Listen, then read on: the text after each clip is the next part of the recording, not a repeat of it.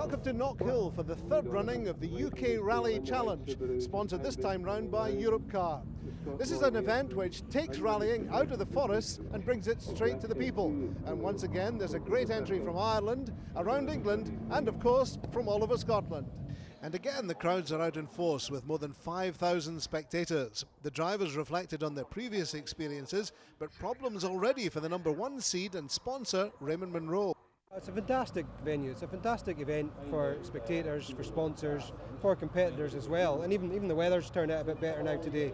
I mean, it really is the kind of place that, we should have more rallies here. Car was 100%. They got through scrutineering last night, got signed on, got all the normal procedure out of the way. Came to start the car up this morning, pressed the button to turn it over, and it turned, initially fired, and then it stopped. And when they went out to investigate, the timing belt had, not the timing belt had broken, the camshaft pulley had broken. And there's nothing you can do about it? Nothing we could do. We could have changed the camshaft pulleys. My road car was here and the mechanic started to strip down my road car to steal the bits and try and fix it. But within about 10 minutes of stripping the car down, they started to realise that the valves had stopped the engine turning because the piston had hit the valves. So what are you doing today then? Well, I'm just looking after it. We obviously got 250 Europcar guests here today, and we're making sure that they're being looked after. The Volkswagen Beetle is going to go out lunchtime. 10 people are going to get a run around the circuit in the Beetle. They won't let me drive it, unfortunately. I don't know why. Well, I was going to say, could you not have used that instead of the Subaru? Unfortunately, it's something to do with insurance, but they won't let me drive it. Well, we've been here. This is the third visit. The first time I snapped a drive shaft from the gearbox, which was, we were lying in third position. The last time was a bit of a nightmare. We were having a good run, top three I believe, run out of fuel. Nightmare. That's right. So it won't happen again. On the first round we managed to win Group N. Unfortunately in the second round we damaged the gearbox, so that was unsuccessful. So we're out to make amends today. Well, he said, do you fancy going for a run today, Moira? And I thought, well, maybe he'll take me somewhere nice for lunch, and we end up here with a burger and a helmet that's too big and scaring me around these corners. So was it a case of if you can't beat them, you join them? That's exactly it. They all get rally fever for a week before they go off to do this, and it used to be annoying, but now I thought, well, let's just get part of this fun too, so that's what we do. Now he tells me that you're very calm, is that right? I don't know why, because I can't sit next to him on a trip to Paisley without left foot braking, but I can somehow manage it here. I think it's just the harness of the helmet makes you feel a bit more secure. My second time here, it's a little bit drier today, and the format of running one way around the track for the initial start is a little bit easier to get your brain wrapped around it. So obviously you enjoyed it the last time, that's why you've come back? Yes, we enjoyed it the last time. We come back. It's our first day out in this car. It's a new car. I saw it last night for the first time. Really? So, it's a good place to bed yourself in with a car.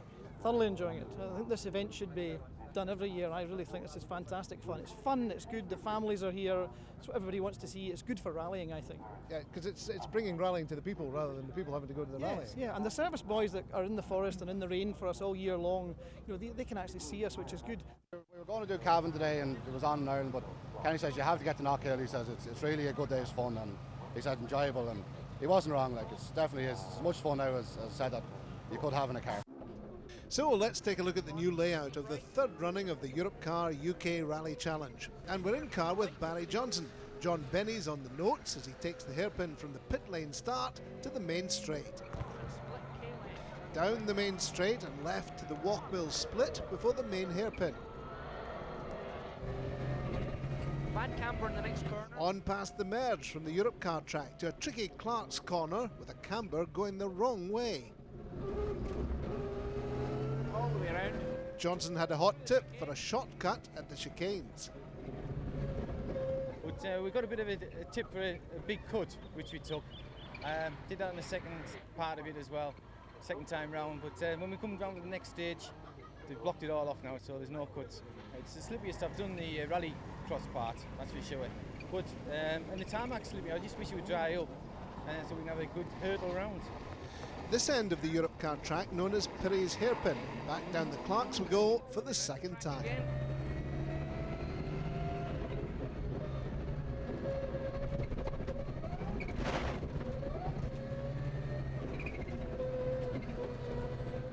Over the top of Duffus Dip and onto the Scotlawn Cut.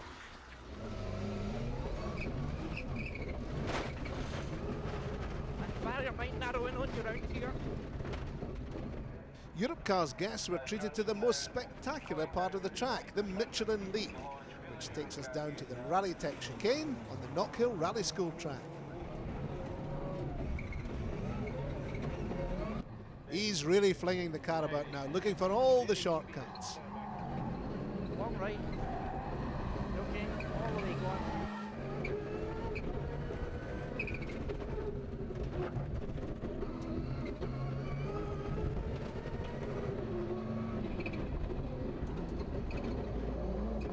The final chicane parallel to Clark's Corner is Glenfarg, and the track really tightens up as he makes his way up to the Narrow Hills section with the familiar Knockhill Mass just ahead of him. Square right, tight. Try and keep in on the exit. All the way down to square left. A tight tarmac left up the Parkhead Straight to the highest point of the stage. All the way up, square right at the top. Round the square right and down the Sibyl's Brae to a slippery right-hander.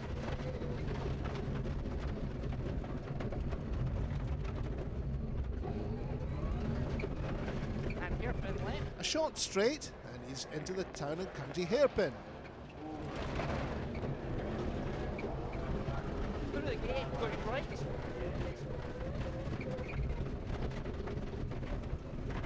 Through the dip and straight over the top. It's a long tight right, tightens on you through the gate. Then it's through the gate and into the west paddock. And narrow cut here. Through the cut to the wide gravel and onto the first stage, a tight left-hand turn to the finish. And he's heading for the Armco. I knew it was going to hit it, and I thought that it would have the bumper bar off at least, but fortunately just nudged it and put the power on, kept it in and came out. So into the finish, and Johnson's taken an early lead. Second away in his new Subaru, Ollie O'Donovan from Limerick, who's here to get used to the handling. Just learn the car really, you know, I don't mind if I have to drop a couple of places, just really need to concentrate on learning the car. I felt it didn't have the initial punch the Legacy had, but the times are telling different.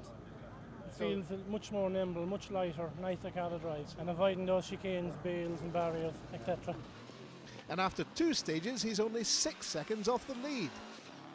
Ashley Reid from Aberdeen is here from the first time. His Mitsubishi Lancer's really soaking up the bumps on the Europcar Rallycross track. He's cutting the curbs at the top of Duffus, and he's into the Scotland cut.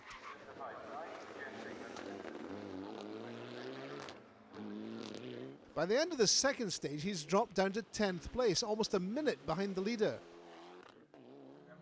Leaving man John Rintoul's not having a good day. Mechanical maladies in his Escort Cosworth have dropped him just outside the top 10. And he's into the Scotland cut.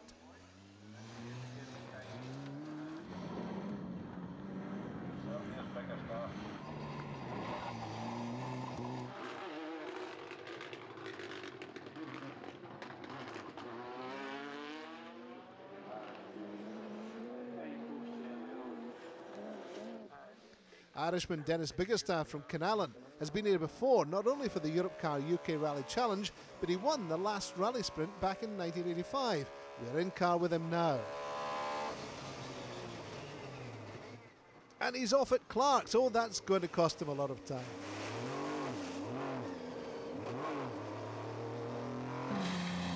Let's look at that again from outside the car, and you can see the gravel trap has taken quite a bit of punishment.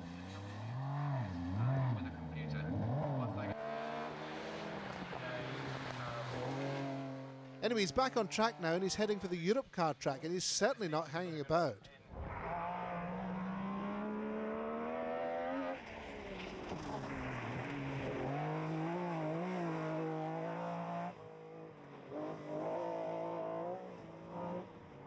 He's over the curb, and this Scotland cut hairpin is a real tight one.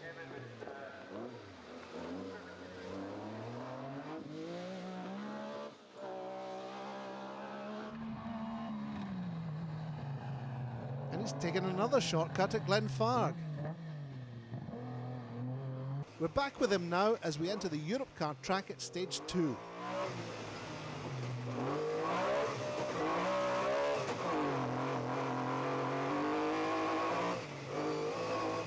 And he's lost it. He's heading for the bills. He's hit the bills. We took the front spoiler off. I think it was the second stage. We spun in the rallycross track, so we took the spoiler off, but we got away quite light. It's not looking good. The Brollies are up in the lodge while Bickerstaff takes it easy down Michelin Leap. And he's throwing up the gravel here at the Town and County hairpin. He's through the cut from the paddock to the finish hairpin. Oh, and he's locked up again. Oh no, that's cost him more time.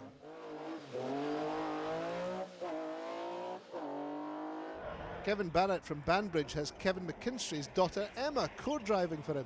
She's certainly no stranger to this event, nor to this Subaru World Rally car, which won the first round at the hands of her father.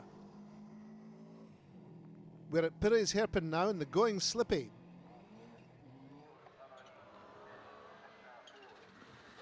Up to the Scotland cut and he's going well. Oh, that's a tidy slide into the hairpin.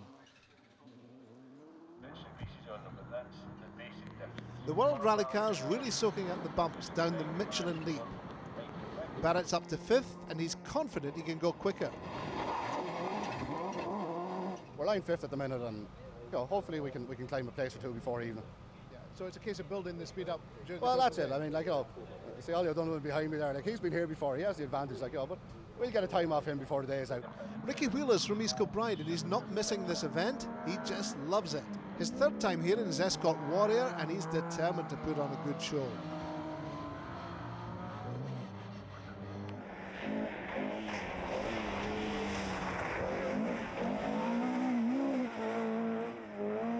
Just look at him fling the Escort round Glenfarg Corner. Oh, whoops, he's overcooked it at the final hairpin and he's away, posting 6th fastest on the stage 1, followed by 7th fastest on stage 2. Alan Barr likes the new layout of the event for the 3rd running of the Europe Car Challenge. I would say it's actually faster and the track is cleaner, so it's allowing you a better run. So all in all, it's a far better setup today. I mean, Knockill's done a great job to put this together here. Well, he's 9th on the first stage and 8th on the second, and leading the Group N category. Jock Threadgill from Lauder flinging his Group A Subaru round the hairpin.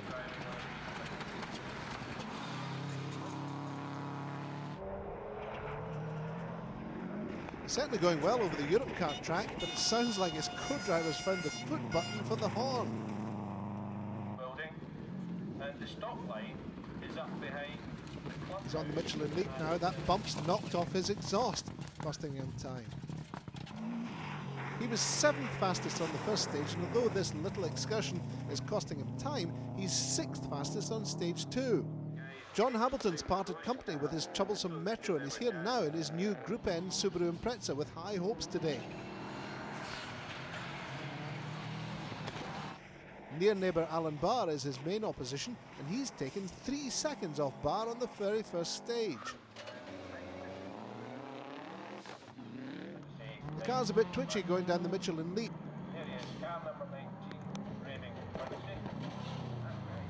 But no problems at the bottom of Sibbald's Brae, but he's dropped 6 seconds to Barr. Another Northern Irishman, Richard Hall, in his Escort World Rally car. He's going well on the Europe car track, but he's disappointed with his seeding, catching early runners and slowing his pace.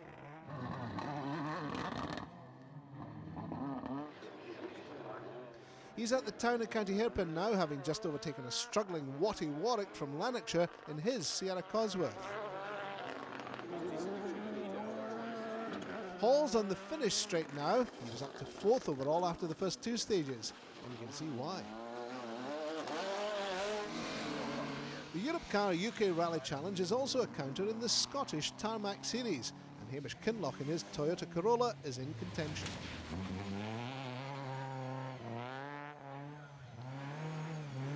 Lorna Smith in her Ford Fiesta's delighting the crowds, in spite of this slight excursion. And here's the Citroën. Oh my goodness, that's Andrew Borthwick and Rona Gourley in their Chevette.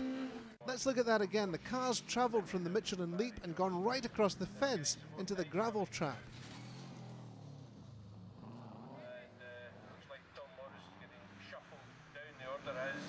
Rona's out and Andrew. They're both okay. She's had a lucky escape. Her helmet flew off during the accident. Here's Ian and Gary Anderson in their Vauxhall Nova, and they've lost it too.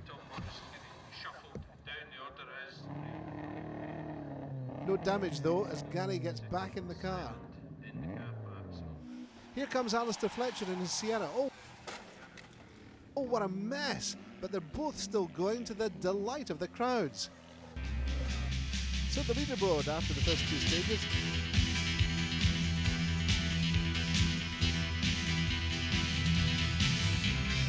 Stages 3 and 4 have an extra trip around the perimeter road, and for those two stages, the Europe Car track isn't used. So first away with the bit between his teeth, Barry Johnson, burning the rubber. It's down to Clark's.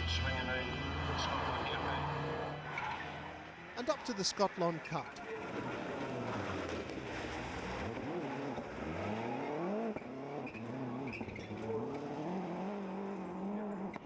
To the delight of the Europe Car guests at the Michelin Leap, he's really pushing on.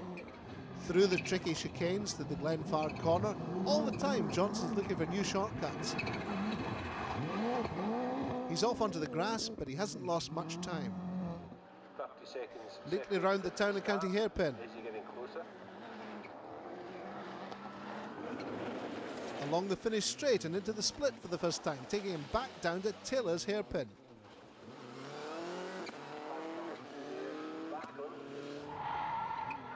Sliding wide at McIntyre's, and Alan Barrs caught him in the first run round.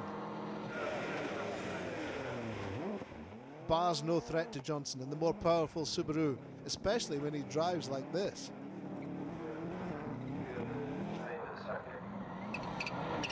Bouncing down the Michelin Leap, and Barrs still chasing.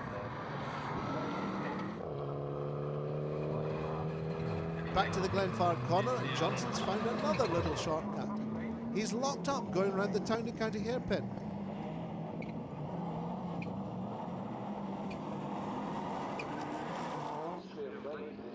He's through the cut, heading along the final straight to the tight hairpin, left into the paddock.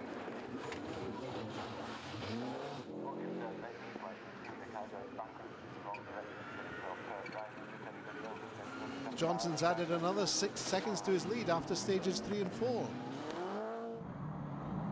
Jock Threadgill's hampering Ollie O'Donovan's progress down the Michelin Leap.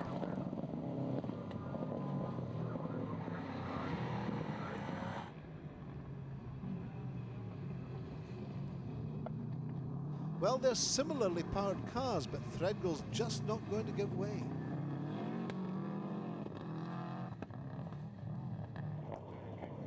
The town and county hairpin, and O'Donovan still chasing hard.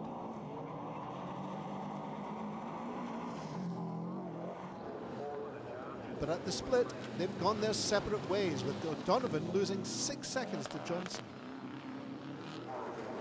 On the fourth stage, and O'Donovan is really letting rip and matching the leader's time.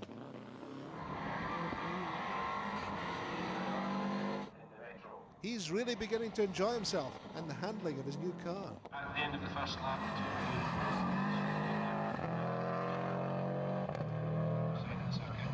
O'Donovan's not one to miss out on shortcuts. Here at Glenfarg, he's taking advantage of the same cut as Johnson. There's O'Donovan getting past Threadgill.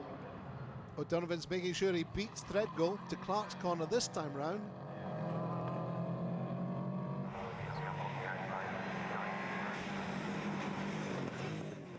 Now it's Threadgill's turn to chew the dust. Ashley Reed's really trying hard, but he's blaming the wrong choice of tyres for keeping him down in 10th place. He's on the Michelin Leap and on Michelin tyres, and oh, he's nearly lost it. After the fourth stage, he's dropped down to 11th overall. A faulty coils dropped John Rintoul down the field in the first two stages. But but he's battling back. Perhaps he's trying just a little bit too hard. Poor tyre choice early on has let Watty Warwick down, and he's being chased by Ricky Wheeler and Dennis Bickerstaff. We're back in car with Dennis Bickerstaff, and Watty Warwick's pulled over to let them past, but Ricky Wheeler's not pulling over.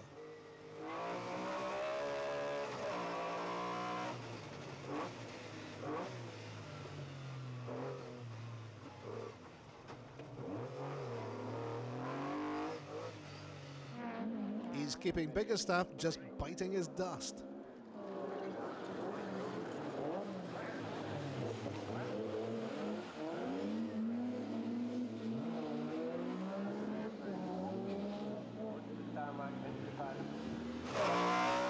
Bickerstaff's got a clear view ahead of him on stage 4, but here comes Richard Hall out of the Walkmill split. He's cut Bickerstaff up, and Bickerstaff can't catch him on the straights.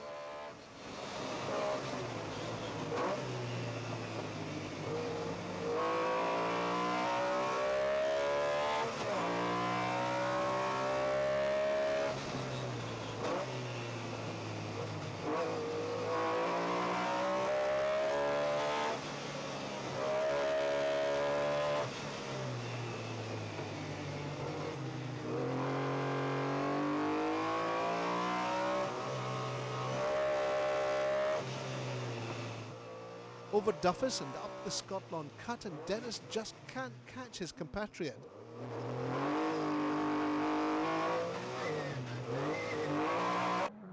The Escort World Rally car, and Richard Hall just won't give up the challenge.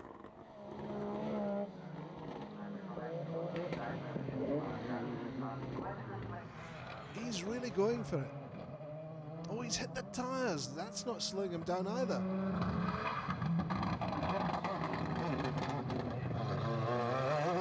They're both taking the cut at the Glenfarg corner.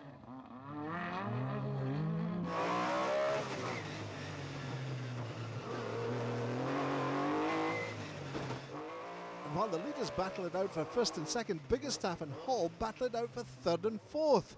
Bickerstaff in the lead, only 13 seconds ahead of Hall. Close on their heels, Kevin Barrett's equaling Hall's time on this stage.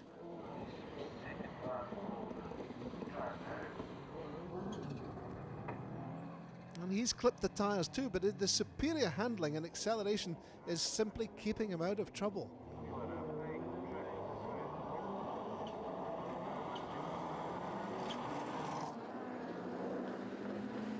After the third stage, he's fourth equal with Richard Hall.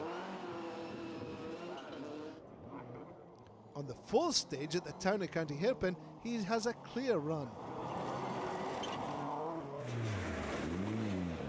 Now he's heading up for the Scotland cut, and that's Watty Warwick ahead of him, holding him up. Not for long. Yeah, he's passed, and Warwick's charging on.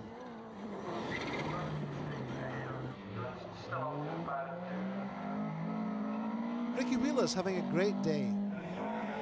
Oh, and he's really flinging the car around. And he's overcooked it at the Scotland cut. That certainly cost him a few seconds.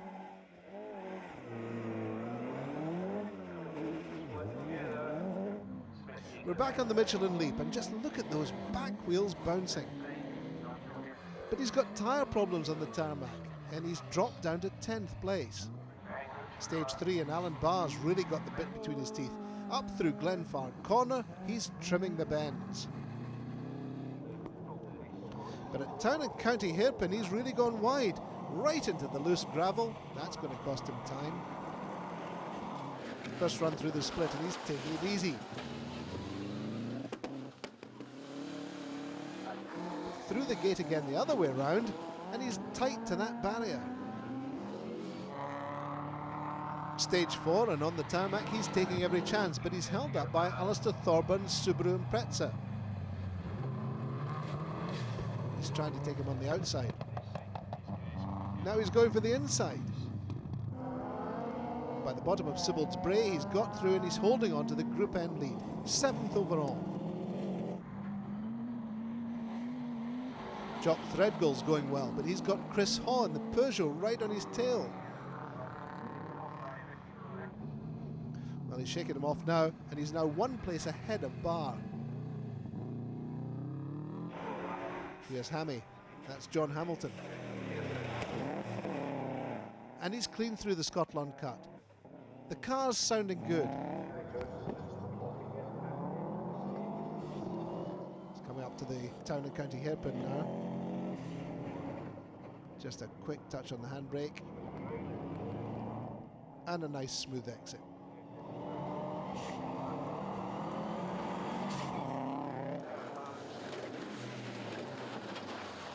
It's a good effort. He's now only 1 second behind Alan Barr, fighting for Group N. Richard Hall's having a great day. The Escort World Rally car's right at home on the tarmac. He's certainly enjoying himself. This is the narrow tarmac section behind the Clark's Corner grandstand, and it's caught out quite a few. Hall's making a mess here. He's dropped some seconds. Down through the split, and he's delighting the crowds. The Europe car stand is simply bursting at the seams. Here's Nick Runcie in the small Corsa. You don't have to be big to be entertaining. He's passed Ian Anderson in the older Nova, and he's looking good through the bends.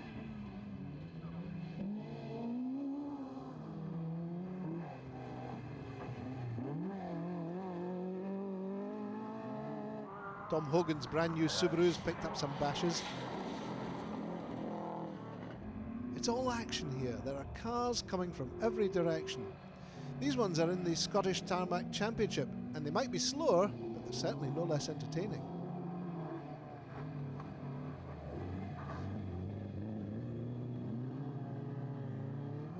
Here's David Faulkner in his elderly Chevette.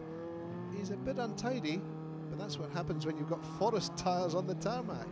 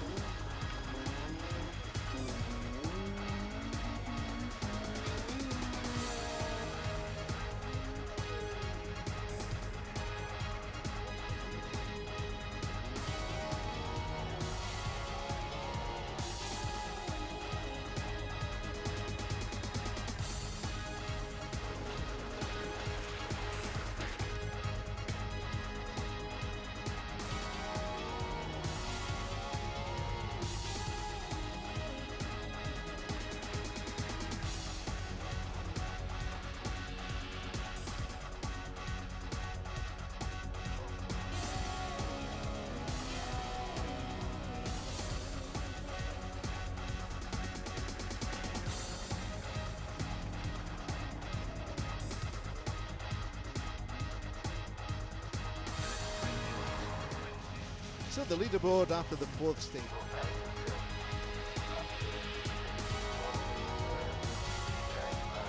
So far so good, we're leading the rally. Just the guy behind Ollie took about 5 or 6 seconds back off us in the last stage. So we'll have to push on and try and open a bit of a gap. When I had a look at the tyres after the last stage, they were absolutely shot. So we're understeering a lot. So new tyres, new cuts, just trying something different. The Impreza's looking and sounding good, but the stage has been redrawn again. They're back on the rough stuff on the Europe car track.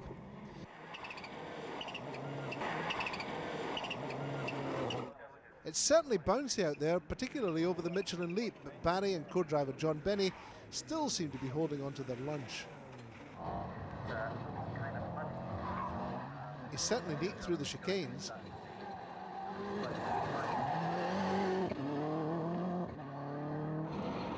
He's locked up heading for Town and County, but a nice slide round the hairpin. Very experienced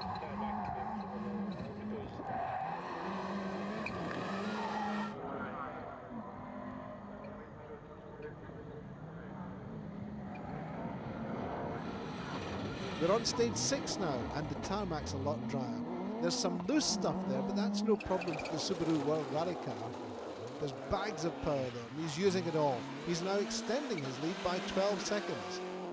So much can happen in this circuit. Like, we dropped 15 seconds on the second last stage by catching a car, and then we had a clean run on the last stage and come back and took 7 out of him. Unfortunately, it's nice and bright now, and we're on an intermediate tyre, so I think John is on a slick there, so he may... We'll see. We're crossing through the rallycross twice this time, I think. I'm settling into the car. It's much more nimble than the Legacy. It's a lot sharper, lighter, does everything much better. Well, Ollie might be happy, but I'm not sure about those blue headlights. He's getting the hang of the car. It certainly looks more nimble than his old Legacy. He's not hanging about either, but he looks a bit untidy at the end.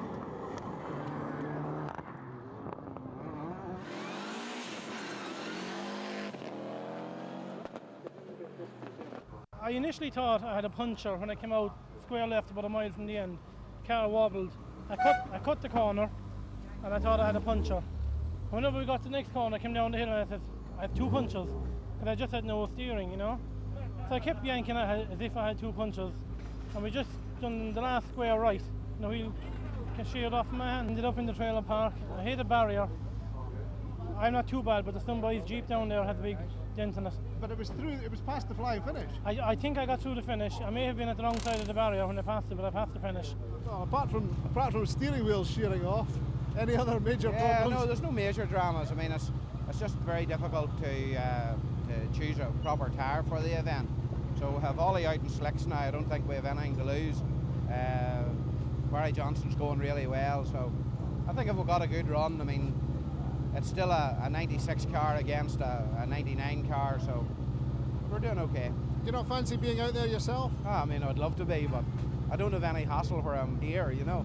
Whereas if I'm out there, you certainly look a bit more relaxed this year than you were last year. I mean, we had a busy year last year as well. I mean, I just like rallying, so I don't really mind whether I'm driving or not. But I'm enjoying it, but the times aren't that good today. Why is that? I think we're on the wrong tyres and a bit too sideways, and I don't know. We haven't been here before, so maybe it takes a bit of learning, but thoroughly enjoying it. I like running this circuit back to front. As a race circuit, it goes the other way around, and it's much more enjoyable the way we're doing it today. And there's some good bits and pieces off on the perimeter roads, but some good fast stuff. It's not just tight and twisty. Back on the tarmac, and Reed's Mitsubishi's got a touch of understeer there. He's losing time. He's out of the top 10.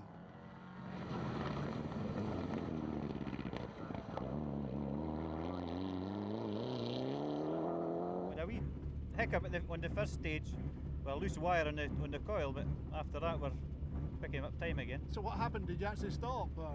We didn't stop, luckily. We managed to keep going just, and we got back to the pits, repaired it. John Rintoul's happy on the tarmac. He doesn't like the rough stuff, but it's not going so well. He started in 8th place, he's now down to 10th. That's Alistair Thorburns' Subaru. And there's Rintoul coming up behind. He's going for the inside line. Is he going to do it? It's close. But no, he can't quite make it. Dennis Bickerstaf's Metro 6R4 is getting a bit elderly now, but can still pump on the pressure. Just listen to that engine note.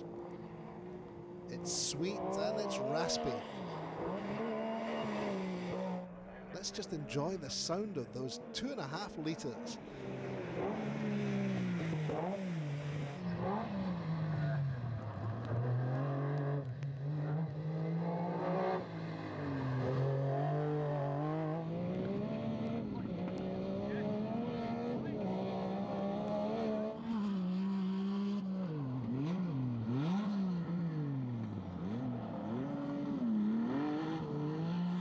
He's a happy man. The car's going well, and he's almost half a minute ahead of his countryman, Richard Hall.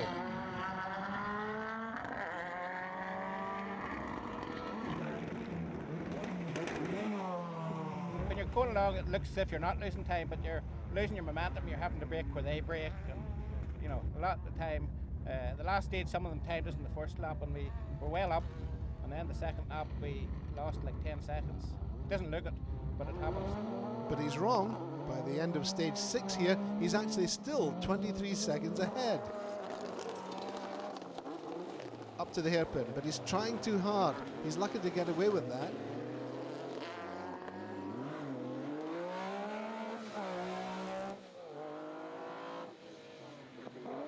Well, we're lying 5th at the minute. We dropped a bit of time in the last one. We were joint 4th going into the last one, and we thought we just might pip it, but we lost a bit of time, so hopefully we can try and take it back here. So do you think you're picking up as the day goes on? Oh, absolutely, definitely. Like, just get to know the place a bit better, you know, where you can go hard and where you have to be careful, but it's great fun. Look at that, there's just inches between Kevin and Warwick Sierra as they come up the Europe car track. That's the turbo on Kevin's Subaru fluttering as he goes round the chicane. Second time round the Europe car track, and it's certainly bouncy out there. That's his near side indicator flapping at the side.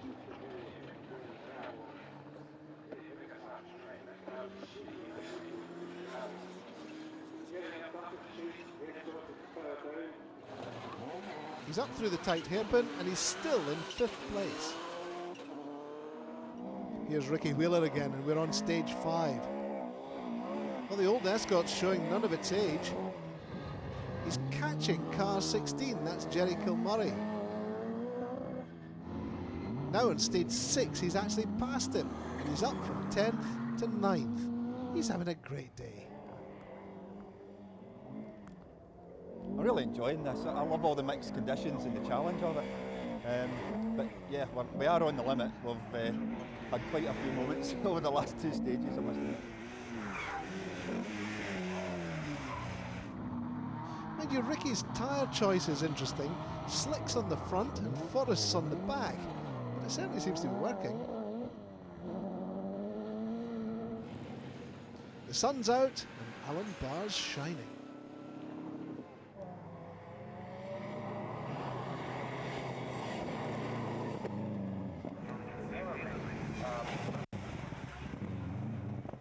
Some things are coming loose. And that flapping boot lid's going to be a distraction. And that's the stage after stage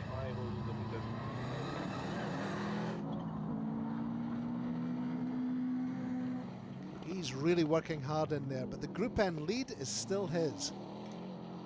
John Hamilton's been in the wars, but it's not too serious. He's still going, and he's lost only 10 seconds.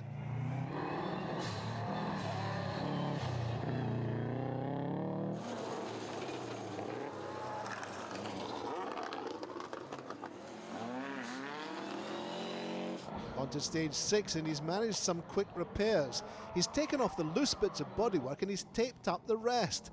Well, certainly the car's a bit lighter now, and it might not look too good, but it seems to be going well.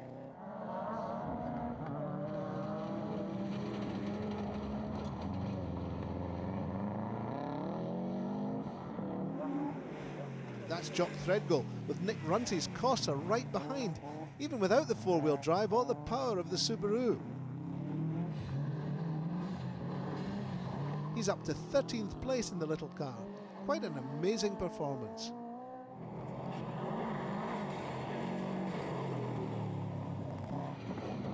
Threadgill's flinging the car about and hard on the heels of Kevin Barrett.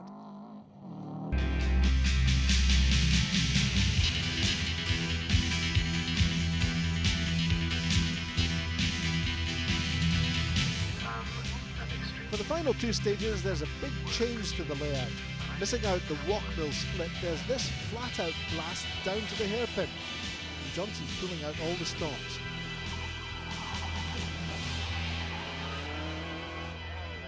He's got a win in his sights, and nothing's going to get in his way now.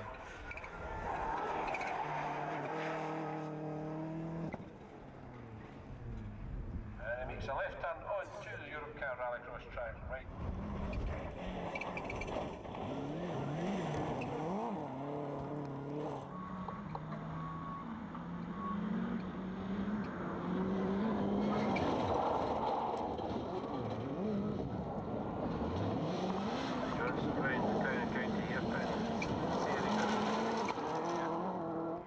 Stage 8, and he's on the Europe car track for the last time. It's dried out now and it's starting to get a bit dusty. That should make things interesting.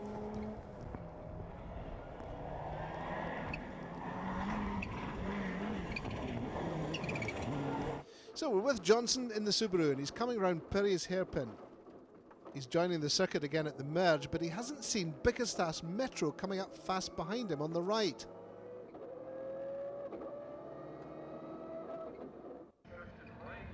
He's nudged him, a simple racing accident. Well, it happens all the time in Grand Prix, but it's caused problems for Johnson. He's off, and that's Bickerstaff racing through. Well, Johnson won't be happy about that. He's only minutes from the end, and he's almost lost the lot.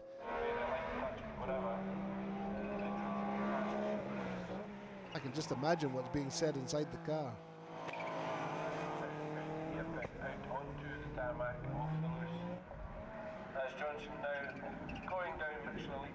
So down the Michelin Leap for the last time and into the Rally Tech chicane.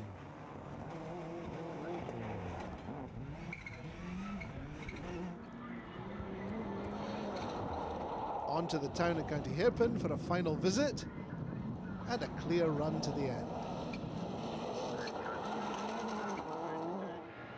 Ollie O'Donovan's certainly got his steering wheel firmly fixed back on again.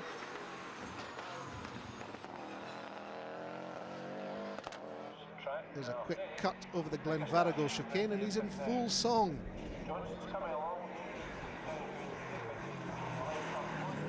Down to the town and county.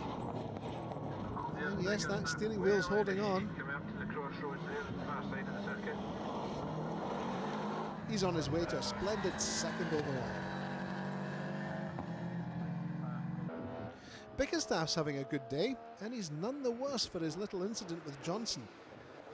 The 6R4 really is a great rally car, one of the classics. It looks and sounds superb. We're back with him once again, and this is the Europe car track from the driver's viewpoint, heading down to Perry's hairpin.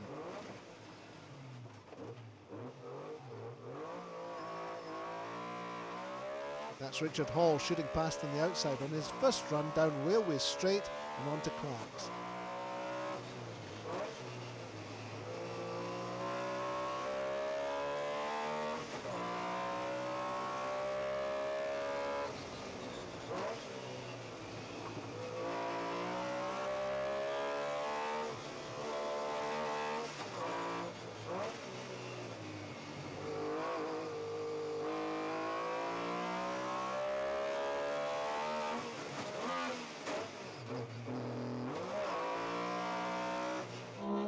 So a great day for Bickerstaff, third overall.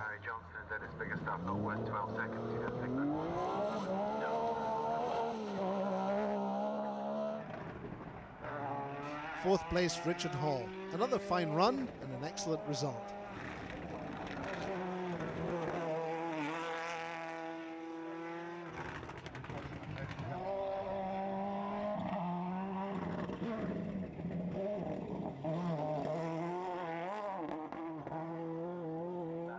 Well, his sponsor may be Motor Care, but the car's been abused, especially at the back end.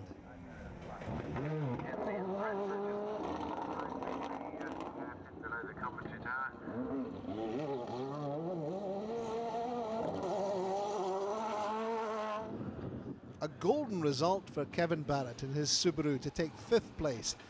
This car certainly works hard for its living. I didn't understand at all about lag, something. Anti-lag system. Anti-lag, yeah. Like banging here in the turbocharged cars. Right. A system whereby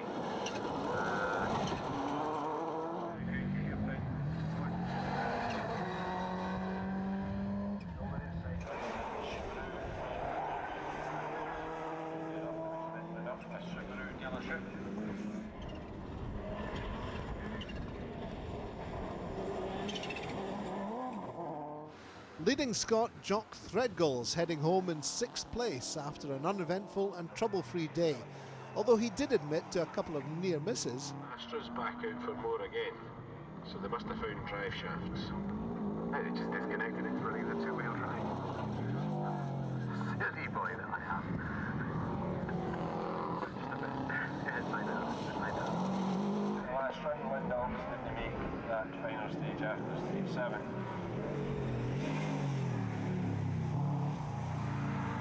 Alan Barr's been put under pressure all day by Group N rival John Hamilton, but he's fended him off.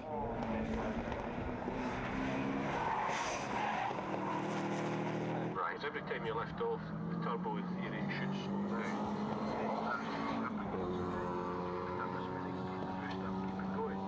Well, there's Jerry Kilmurray underway. Wife Moira sitting alongside is delighted, and Alan's pretty pleased too with his 7th overall and a Group N win. Well, okay, John Hamilton's going to have to dip into his pocket for some bodywork repairs, but he's still going. Yes, he's still going up out again.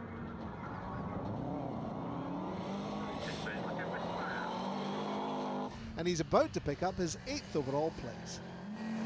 Well, with the drying conditions, we've taken the forest tyres off. We're running forest tyres in the rear and tarmac tyres in the front. Now we've got a full tarmac set up. It'll be slower on the gravel, but it'll be a lot quicker on the tarmac, so we're going to attack really hard. And there's slightly more tarmac on these next stages? Yes, there is, very much so, and the grip level's increased. So we're really going out to attack, absolutely. So it's going to be some fast stuff now? Yes, yeah. Well, there's no point of going out to make up the numbers. You've got 100% or more, that's my motto. Ricky Wheeler's leading the Tarmac Championship, and his 9th place here is very impressive in his almost 30-year-old Mark II Escort. It may be old, but it can still take the rough with the smooth.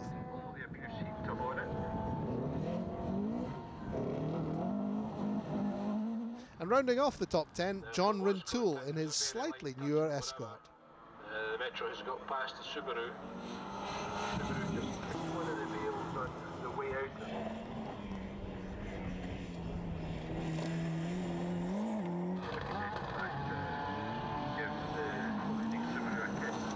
So Barry, a great finish, but it was pretty tight right up to the end. We had a bit of a lead going into the last, and we decided there was one corner I was going to take it easy on. And it's a long, flat corner which drops away from you.